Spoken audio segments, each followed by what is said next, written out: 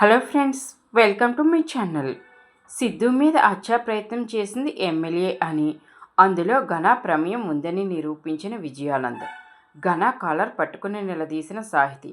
అసలు ఇదంతా ఎలా జరిగిందో తెలుసుకోవాలంటే ఈ వీడియో మిస్ కాకుండా చివరి వరకు చూసేయండి. నిండు మనసుల రివ్యూ కోసం ఇప్పుడే మా ఛానల్ సబ్స్క్రైబ్ చేసుకోండి. మంజు భోజనం తీసుకుని సిద్ధు ప్రేరణ వాళ్ళ రూమ్లోకి వస్తుంది. ప్రేరణ మంజుని చూసి, ఏంటత్తయ్య మీరెందుకు భోజనం తీసుకొచ్చారు, మేమే వచ్చేవాళ్ళం కదా అని ఏంటి ఎప్పుడు వస్తారు, నువ్వేమో ఉపవాసం అంటూ భోజనం చేయలేదు, నువ్వు భోజనం చేయలేదని సిద్ధు కూడా భోజనం చేయలేదు అని అనేసరికి ప్రేరణ, ఏంటి సిద్ధు నువ్వు నా కోసం భోజనం చెయ్యలేదా అని అడుగుతుంది. అవును ప్రేరణ, నువ్వు ఆకలితో ఉంటే నేను ఎలా తినగలను, అందుకనే నేను భోజనం చేయలేదు అని అంటే, అత్తయ్య ఆ ప్లేట్ ఇలా ఇవ్వండి అంటూ ఇక ప్రేరణ భోజనం తీసుకొని సిద్ధుకి తినిపించబోతుంటే సిద్ధు, లేదు ప్రేరణ, నువ్వే ఉపవాసం ఉన్నావు, పచ్చి మంచినీళ్ళు కూడా తాగలేదు, నువ్వే ఫస్ట్ తిను అని అంటూ ఇక ఒకరికొకరు నువ్వు తిను అంటుంటే, మంజు మీ ఇద్దరిని చూస్తుంటే చాలా ముచ్చటగా ఉంది. ఈ రోజుల్లో భార్యని ఇంత ప్రేమగా శ్రద్ధగా నా కొడుకు చూసుకుంటుంటే నాకు చాలా సంతోషంగా ఉంది. అలాగే ప్రేరణ, నువ్వు కూడా సిద్ధుని బాగా అర్థం చేసుకున్నావు, వాడు ఆకలితో ఉంటే నువ్వు అసలు తట్టుకోలేకపోతున్నావు, ఇలా మీ ఇద్దరిని చూస్తుంటే నాకు రెండు కళ్ళు సరిపోవటం లేదు అని మంజు అంటుంది. ఇక సిద్ధు ప్రేరణ ఒకరికొకరు ఇద్దరూ తినిపించుకుంటారు. మంజు అదంతా చూసి చాలా సంబరపడిపోతుంది. నా కొడుకుని నా తర్వాత ప్రేరణ చాలా బాగా చూసుకుంటుందని ఇక మంజు మురిసిపోతుంది. ఇందిరైతే రంజిత్తో, బాబు మీతో కాస్త మాట్లాడాలి అనంటే, ఏంటాంటీ అని రంజిత్ అంటాడు. ఐశ్వర్య ఎవరినో ప్రేమిస్తున్నాను అని చెప్పింది, కానీ అతను ఎవరో చెప్పడం లేదు, మీరే ఎలాగైనా ఐశ్వర్య ప్రేమించేది ఎవరో తెలుసుకోవాలి అని అనేసరికి ఇక అలాగే ఆంటీ అని అంటాడు రాజశేఖరం. నీకు తెలియదా వరే, నీకేమీ చెప్పలేదా అని అంటే, నాకేమీ తెలియదు మావయ్య అని అంటాడు. మనసులో మాత్రం ఐశ్వర్య ప్రేమిస్తుంది నన్నే, కానీ నేను ఈ విషయం మీతో చెప్పలేను, మొదటిసారి మీతో అబద్ధం చెబుతున్నాను, ఇలా అబద్ధం చెప్పాల్సిన పరిస్థితి ఐశ్వర్య రప్పించింది అని అనుకుంటాడు. ఇక ఇందిరైతే, బాబు అతను ఎవరో తెలుసుకో, మంచి చెడు తెలుసుకుని ఐశ్వర్యను నచ్చిన వాడికే ఇచ్చి పెళ్లి జరిపిద్దామని ఇక ఇందిర అంటుంది. అలాగే ఆంటీ అని రంజిత్ అంటాడు. రాజశేఖరం, అవును ఇందిర, మన రంజిత్ ఉండగా మనం ఐశ్వర్య గురించి ఆలోచించాల్సిన అవసరం లేదు, అంతా వాడే చూసుకుంటాడు అని రాజశేఖరం అంటాడు. ఇక తర్వాత రోజు ఉదయం అయితే ప్రేరణ సిద్ధు ఇద్దరు క్యారమ్స్ ఆడుతూ ఉంటారు. ఇంతలో సాహితి వస్తుంది. ఏంటి మీ ఇద్దరు క్యారమ్స్ ఆడుకుంటున్నారా అని అంటే, సాహితి నువ్వు కూడా కూర్చో, మనం ముగ్గురం ఆడుదామని ప్రేరణ అంటుంది. సాహితి కూడా ఆడడానికి కూర్చుంటుంది. ఇంతలో విజయానంద్ విశ్వాసం అటుగా వస్తారు. ఏంటి క్యారమ్స్ ఆడుతున్నారా అని అంటే, ఇక సాహితి, లేదు నాన్న కుస్తీ పడుతున్నాం అని అంటుంది. ఏంటమ్మా నీకు ఈ మధ్య బాగా వెటకారం ఎక్కువైంది అని అంటే, మరి ఏంటి నాన్న చూస్తున్నారు కదా క్యారమ్సే ఆడడానికి కూర్చున్నాము, కానీ టీమ్గా ఉంటే బాగుంటుంది, నాన్న మీరు కూడా ఆడండి అని అనేసరికి, సరేనమ్మా నేను ఆడతాను అంటూ ఇక కుస్తీకి వెళ్తున్నట్లుగా విజయానంద్ అయితే చేతులు కాళ్ళు ఊపుతూ ఎక్సర్సైజ్ చేస్తుంటే విశ్వాసం, ఏంటి సార్ మీరేమీ కుస్తీ పట్టడానికి వెళ్ళడం లేదు, క్యారమ్స్ ఆడడానికి కూర్చోవాలి, అలా కూర్చోకుండా ఇలాగా ఎక్సర్సైజులు చేస్తున్నారేంటి అని అంటే, ఏ గేమ్కైనా సరే ఇలా ఎక్సర్సైజులు చేయాలి, వార్మప్ చేస్తేనే కదా అంతా బాగుంటుంది అని అనేసరికి, ఏంటో అని సిద్ధు ప్రేరణ సాహితీ అనుకుంటారు. విజయానంద్ కూర్చుంటాడు. ఇక మొదటిగానే కాయిన్స్ వేయకుండా స్ట్రైకర్ వేసేస్తాడు. అది చూసి చాలా సంబరపడిపోతాడు సాహితి. నాన్న ఏంటి ముందుగా స్ట్రైకర్ని వేస్తారా అంటూ వెటకారంగా మాట్లాడుతుంది. ఇక సర్లే అమ్మ ఈసారి సరిగ్గా ఆడి చూపిస్తాను అని అంటాడు. కానీ ఆడలేకపోతుంటాడు. సిద్ధు అయితే కాయిన్స్ కొడుతూ ఉంటాడు.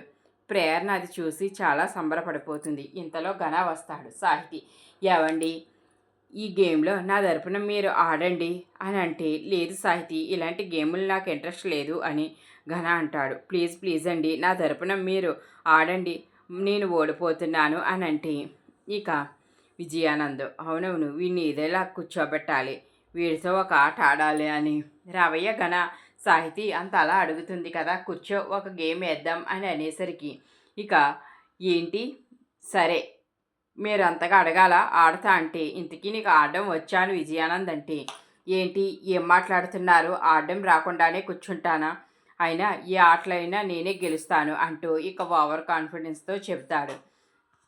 సరే అయితే ఇలా ఆడితే ఏముంది, ఒక బెట్ వేసుకోవచ్చు అని ఇక ప్రేరణ అంటుంటే, సరేనమ్మా ఆ బెట్ ఏంటో నువ్వే చెప్పు అని అంటే, మావయ్య ఓడిపోయిన వాళ్ళు కిచెన్లో అంట్లు తోమాలి అని అంటుంది. అలాగేనమ్మా, సరే ఈ బెట్ ఓకే. సిద్ధు అయితే ఓడిపోయిన తర్వాత మళ్ళీ నేను చెయ్యను అని అనకూడదు అంటే, ఓడిపోయిన వాళ్ళు ఎవరైనా సరే ఖచ్చితంగా అంట్లు తోమాల్సిందే అని విజయానంద్ ఘన కూడా ఒప్పుకుంటారు. అయితే మీరే సిద్ధంగా ఉండండి అంట్లు తోమడానికి అని సిద్ధు ప్రేరణకి చెబుతాడు. ఇక అయితే ఆట మొదలు పెడతారు. ఘన కాయిన్కు గురి పెడుతుంటే కొట్టు కొట్టు అని అనేసరికి ఘన కాయిన్ కొట్టబోయి ఆ స్ట్రైకర్తో విజయానంద్ తల మీద కొడతాడు. ఇక ఏంటయ్యా ఘన, కొట్టమంది నన్ను కాదు ఈ కాయిన్ని అని అంటే, సారీ మావయ్య అనుకోకుండా వచ్చి మీకు తగిలేసింది అని ఘన అంటాడు. సరే సరే ఆట మొదలు పెడదాం, ఇక అందరూ సరిగ్గా ఆడండి అంటూ ఇక ఆడుతూ ఉంటే విజయానంద్ ఘన ఓడిపోతూ ఉంటారు. సాహితీ అయ్యయ్యో మనం ఓడిపోతున్నామండి, ఎలాగైనా మీరే గెలిపించాలి అని అంటుంది. ఇక సిద్ధు కాయిన్స్ అన్నీ కొట్టేస్తాడు. ప్రేరణ కూడా ఆడిన తను కూడా అంతగా కాయిన్స్ కొట్టలేదు. విజయానంద్ ఇక ప్రేరణ పోటాపోటీగా ఆడుతూ ఉంటారు. ఇంతలో సిద్ధు ఆడడం వల్ల ప్రేరణ వాళ్ళ టీం అయితే గెలుస్తుంది. ఘన విజయానంద్ ఓడిపోతారు. ఇక మావయ్య ఈ గేమ్లో ఓడిపోతే అంట్లు తోమాలి కదా అని అంటే, ఇక అమ్మ సాహితీ అని విజయానంద్ అనేసరికి, బాబోయ్ నాన్న నాకు నిద్ర వచ్చేసింది అంటూ ఇక సాహితీ అయితే అక్కడి నుంచి వెళ్ళిపోతుంది. ఒరే విశ్వాసం అని విశ్వాసాన్ని అడిగేసరికి ఇక విశ్వాసం నాకు ఫోన్ వచ్చింది సార్ అంటూ వెళ్ళిపోతాడు. ఇక ప్రేరణ అయితే నవ్వుకుంటుంది. ఘన కిచెన్లోకి వెళ్ళి అంట్లు తోమేసే అని అంటే, ఏంటి నేను అంట్లు తోమాలా, నేను తోమను అని ఘన అంటాడు. మావయ్య మీదే టీం, మీరే చెప్పుకోండి, మీరిద్దరూ వెళ్ళి అంట్లు తోమండి, ఇక ఓడిపోయిన తర్వాత అంట్లు తోమాలి కదా, తప్పదు కదా, వెళ్ళండి అని అనేసరికి ఇక విజయానంద్, పదవయ్య ఘన, ఏదో పెద్ద ఛాలెంజ్ చేసావు కదా గేమ్లో గెలుస్తానని, ఇప్పుడు నువ్వు గెలవలేకపోయావు, ఇక మనం వాళ్ళు చెప్పినట్లుగానే అంట్లు తోమాలి కదా, పద కిచెన్లోకి వెళ్దాం అని ఘనాన్ని తీసుకుని కిచెన్లోకి వెళ్తాడు. ఇక సిద్ధు ప్రేరణ చాలా నవ్వుకుంటారు. వీళ్ళకి బాగానే జరిగింది అని చాలా సంతోషపడతారు.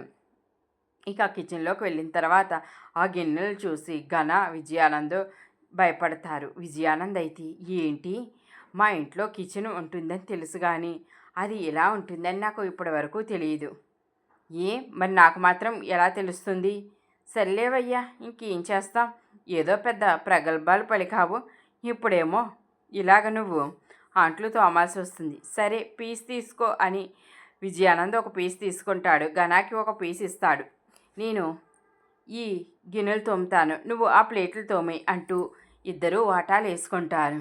ఇక ఇద్దరూ కూడా తోమడం మొదలు పెడితే ఆ విజయానంద్ మీదకి నీళ్లు పడేలా ఘన తోముతుంటే, ఏంటయ్యా ఘన, ఏ పని సరిగ్గా చేయలేవా, ఏదో గేమ్ ఆడేస్తానని కూర్చున్నావు, ఆ గేము సరిగ్గా ఆడలేదు, ఓడిపోయావు, చూసావా మన ఇద్దరం ఇలా పనులు చేయాల్సి వస్తుంది, ఈ ఇంటికి ఓనర్ అయ్యుండి కూడా ఏదో పనివాడిలాగా గిన్నెలు తోమాల్సి వస్తుంది, ఇదంతా నీ వల్లే అని అంటే, ఏంటి నా మానాన్ని నేను వెళ్ళిపోతుంటే నన్ను పిలిచి గేమ్ అన్నారు, నేను ఆడే ప్రయత్నమే చేశాను, కానీ ఆ సిద్ధు ప్రేరణ చాలా తెలివిగా నన్ను గెలవనివ్వకుండా ఆపేశారు అని అంటే, చాలేవయ్యా కన్నా, నేను గెలిచిన ఆ సిద్ధు ప్రేరణలన్నా నమ్ముతాను కానీ నిన్ను మాత్రం నమ్మను అని అంటే, ఏంటి మావయ్య అసలు నేను ఎలా కనిపిస్తున్నాను, ఈ గిన్నెలు నేను తోమను అని ఘన అంటే, ఎందుకు తోమవు, గేమ్లో ఓడిన తర్వాత తోమాల్సిందే అని అంటే, లేదు నేనేమి తోమను, మీరే తూముకుంటే తూముకోండి అంటూ ఇక ఆ గిన్నెలు అక్కడే వదిలేసి చేతులు కడుక్కొని విజయానంద్ బనీలకి చేతులు తుడుచుకొని ఘన అక్కడి నుంచి వెళ్ళిపోతాడు. ఇక విజయానంద్, ఏంటో ఈ గిన్నెలన్నీ నేను తోమక తప్పదేమో, సర్లే ఏం చేస్తాం, ఒక రోజుకి తోమేద్దాం, అయినా సరే ఇక ఈ ఘన చాలా ఓవరాక్షన్ చేస్తున్నాడు. సిద్ధు మీద మర్డర్ ప్లాన్ చేసిన దాంట్లో ఈ ఘనగడి హస్తం కూడా ఉంటుంది. అదేదో నేను త్వరలోనే బయట పెడతాను. అప్పుడు ఉంటుంది వీడికి. అందాక వీడు ఎవరికీ దొరకకుండా బాగానే మేనేజ్ చేసుకుంటున్నాడు. ఘన, నేను అన్ని విషయాలు బయటకు తీసుకొస్తాను, చూస్తూ ఉండు అని ఇక విజయానంద్ అంటాడు. ఘనాకి ఎమ్మెల్యే ఫోన్ చేస్తాడు. ఏంటి సార్, నాకు ఎందుకు చేశారు అని అంటే, అది కాదయ్యా, మీ బావను పలకరించడానికి వచ్చాము. వాడిని అప్పుడైనా సారీ చెప్తాడు అనుకుంటే సారీ చెప్పడం లేదు. వాడు నాకు సారీ చెప్పాలి, లేకపోతే నేను అసలు వాడిని వదిలిపెట్టను అని అంటే, ఇక ఘన చిరాగ్గా ఉండి, ఏంటండి మీరు, ఏ మా బావ సారీ చెప్పకపోతే నేనేం చేస్తాను? అయినా మనిషి దొరికినప్పుడు చేతగాక వదిలేశారు, ఇప్పుడు సారీ చెప్పమంటే తను ఎలా చెప్తాడు? ఇక ఈ విషయంలో నాతో ఏమీ మాట్లాడకండి అంటూ ఘన అయితే ఫోన్ పెట్టేస్తాడు ఎమ్మెల్యే. ఏంటి ఈ ఘన చాలా తిక్కలోడ్లా ఉన్నాడు, మాట్లాడుతుంటేనే ఫోన్ పెట్టేశాడు. వీడి బావేమో చాలా పొగరు, వాడికి చాలా అహంకారం. ఇంటికి వెళ్ళి మరీ అంత జరిగినా సారీ అడిగినా సారీ కూడా చెప్పలేకపోతున్నాడు. నేనంటే భయం లేదు, అసలు లెక్క లేదు. వాళ్ళ మట్టికి వాళ్ళు ఇంట్లో ఇంచక్క ఆనందంగా క్యారమ్స్ అవి ఆడుకుంటున్నారు. నేను నా కొడుకు ఇక్కడ బాధపడుతున్నాము. వాడు అంత గాయమైనా సరే కోలుకుని బయటపడ్డాడు. వాడి భార్య కలెక్టర్ అయిపోతుందని కలలు కంటున్నాడు. వాడి లక్ష్యం వాడు చేరుకోలేకపోయినా వాడిలో ఎలాంటి బాధ లేదు. వాడిని అలా చూస్తుంటే నాకు అసలు నచ్చడం లేదు. ఏదో ఒకటి చెయ్యాలి. వాడు నాకు సారీ చెప్పనందుకు ఇంకా వాడు శిక్ష అనుభవించాలి. మధ్యాహ్నం అయ్యేసరికి ఐశ్వర్య అయితే రంజిత్కి భోజనం తీసుకువస్తుంది. ఇక రంజిత్ అయితే లేదు, నేను భోజనం చెయ్యను అని అంటాడు. ఏంటి ఓనర్ గారు, ఉదయం కాఫీ ఇస్తే తాగలేదు, అంటే నా చేతితో భోజనం వడ్డిస్తే కూడా మీరు భోజనం తినరా అని అంటే, అదేమీ లేదు ఐశ్వర్య, నువ్వు నీ నిర్ణయం మార్చుకునే వరకు నేను నీ చేతితో పెట్టింది ఏది తీసుకోను అని అంటే, ఓనర్ గారు మీరు ఎంత చెప్పినా సరే నేను నా నిర్ణయం మార్చుకోను. నేను మిమ్మల్ని ఎంతగానో ప్రేమిస్తున్నాను, నా ప్రేమను అర్థం చేసుకోండి. నేను మిమ్మల్ని బాగా చూసుకుంటాను అని అంటే, ఐశ్వర్య నువ్వు ఇంకా చిన్నపిల్లవి, నీకు ఎందుకు అర్థం కావటం లేదు అని రంజిత్ అంటాడు. ఇంతలో ఇందిరా రాజశేఖరం అక్కడికి వస్తారు. ఇక వాళ్ళని చూసి రంజిత్ ఐశ్వర్య మాట్లాడుకోవడం ఆపేస్తారు. ఏంట్రా రంజిత్, ఐశ్వర్య మళ్ళీ నిన్ను ఏమైనా విసిగిస్తుందా అని అంటే, అదేమీ లేదు మావయ్య అని రంజిత్ అంటాడు. సరే బాబు భోజనం చేయండి అని ఇక ఇందిర అయితే రంజిత్కి వడ్డిస్తుంది. రంజిత్ అయితే భోజనం చేస్తాడు. అంటే నేను వడ్డిస్తే భోజనం చేయరా, మా అమ్మ వడ్డిస్తే భోజనం చేస్తారా? సరే, రేపటి నుంచి మా అమ్మ వడ్డించకుండా నేనే వడ్డిస్తాను. అసలు మీరు ఎలా తినరో చూస్తాను, మీరు తినకపోయినా సరే బలవంతంగా తినిపిస్తాను అని మనసులో ఐశ్వర్య అనుకుంటుంది. ప్రేరణ ఐశ్వర్య కోసం ఆలోచిస్తూ ఉంటుంది. ఇక సిద్ధు అయితే ఏంటి ప్రేరణ అలా ఎందుకున్నావు అని అంటే, అదే సిద్ధు, నేను ఐశ్వర్య కోసమే ఆలోచిస్తున్నాను. ఐశ్వర్య చాలా మొండిది, రంజిత్ గారిని ప్రేమిస్తున్నాను అని చెప్తుంది. కానీ ఆయనేమో ఇక దీని ప్రేమను ఒప్పుకోవటం లేదు. ఇప్పుడు ఎలాగా? అది కాదు ప్రేరణ, రంజిత్ గారు చాలా మంచివారు. ఇక ఐశ్వర్య ఇష్టపడినట్లుగానే రంజిత్ గారికి ఐశ్వర్యకి పెళ్లి జరిపిస్తే బాగుంటుంది కదా. ఈ విషయం నువ్వు మీ అమ్మా నాన్నలతో మాట్లాడొచ్చు కదా. ఎలాగా?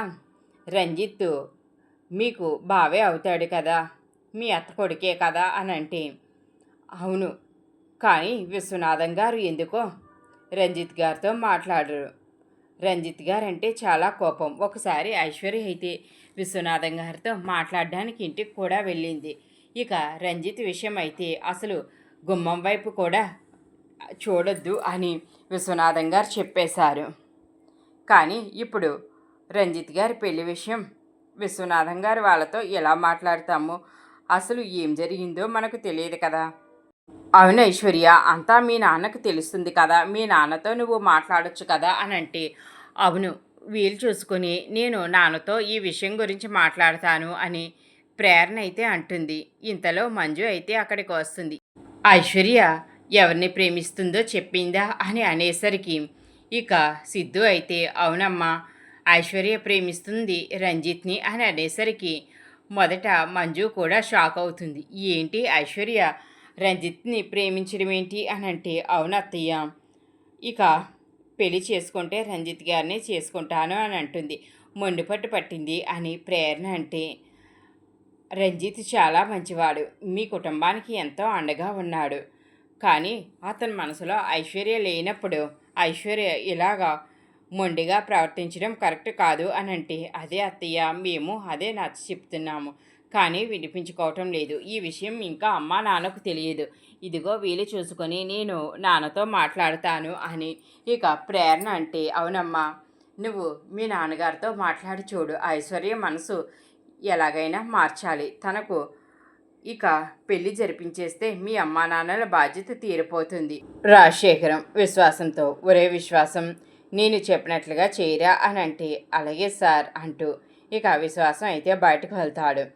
ఘనా గురించి ఎమ్మెల్యే గురించి ఎంక్వైరీ అయితే చేస్తాడు. ఇక విజయానంద్ దగ్గరకు వచ్చి, సార్, మీరు అనుమానిస్తుంది నిజమే. ఎందుకంటే ఆ ఎమ్మెల్యే మన సిద్ధుబాబు మీద అటాక్ చేయించాడు. ఆ ఎమ్మెల్యే కొడుకు మన సిద్ధుబాబు మీద పగపట్టి ఇక సిద్ధుబాబుని కత్తితో పడిచింది ఆ ఎమ్మెల్యే కొడుకే. కానీ ఎలాంటి సాక్ష్యాలు లేకుండా వాళ్ళు చాలా తెలివిగా చేశారు. అందులో మీ అల్లుడు గారు, అదే ఘనా గారి ప్రమేయం కూడా ఉంది. అసలు సిద్ధుబాబు ఇక ఇంటర్వ్యూకి బయలుదేరుతున్నాడని ఇక ఆ ఇన్ఫర్మేషన్ అంతా ఘనాయే ఆ ఎమ్మెల్యేకి ఇచ్చాడు. ఇక ఎమ్మెల్యే చాలా తెలివిగా కేసు పెట్టి కేసు విత్డ్రా చేసుకుంటున్నానని చెప్పి సిద్ధుని స్టేషన్కి రమ్మని ఇక దారిలోనే అటాక్ చేయించి ఇలా ప్లాన్ చేశారు. ఇందులో ఘన చేయి కూడా ఉందని విశ్వాసం చెప్పేసరికి, నాకు తెలుసు ఈ ఘనగాడు అతి వినయం ప్రదర్శిస్తుంటే నాకు అనుమానం వచ్చింది. కానీ వీడు ఎక్కడా బయటపడడం లేదు. అలాగని చెప్పి నేను ఎలాంటి సాక్ష్యం లేకుండా ఘనాన్ని అనుమానించలేను.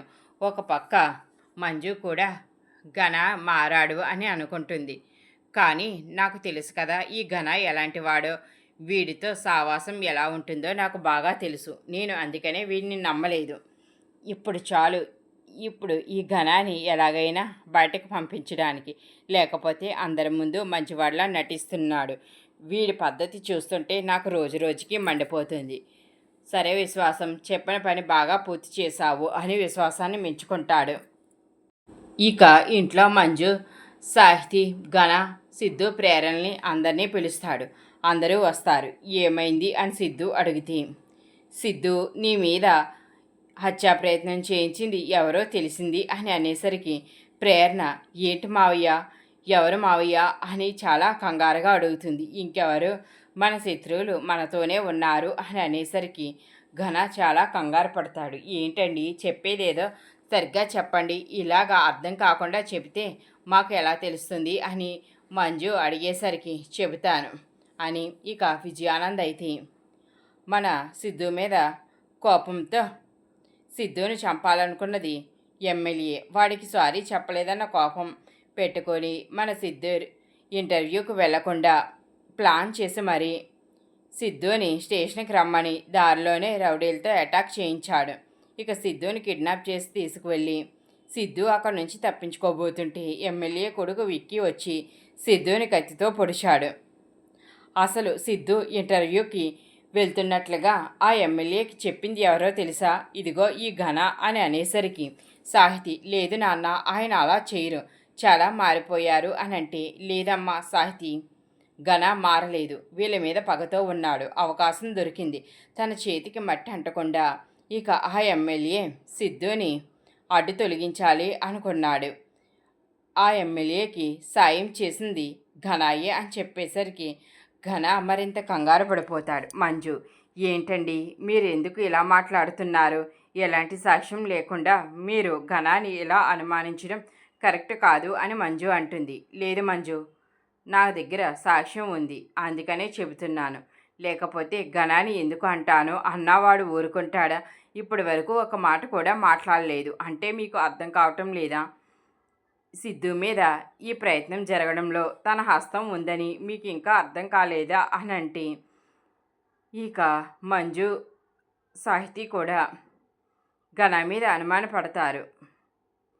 ఇక సాహితీ అయితే ఘన కాలర్ పట్టుకుంటుంది. ఏంటండి మా నాన్న చెప్పేది నిజమేనా అని అంటే, అవును, నాకు వాడంటే పగ, నేను పగ తీర్చుకోకుండా ఇద్దరూ కూడా ఇంటర్వ్యూలకు వెళ్ళి ఉద్యోగాల్లో సెటిల్ అయిపోవాలి అనుకున్నారు. నేను వాళ్ళ లక్ష్యం ఎలా నెరవేర్నిస్తాను? వాళ్ళు నన్ను ఎంతో ఇబ్బంది పెట్టారు. ఈ ప్రేరణ అమ్మ వల్ల. మా అమ్మ చనిపోయింది. నేను ఎంతో బాధలో ఉన్నాను. అలాంటిది వీళ్ళు ఆనందంగా ఉంటే నేను ఎలా చూస్తూ ఊరుకుంటాను? అందుకనే ఇలా చేశాను అని ఘన అంటాడు.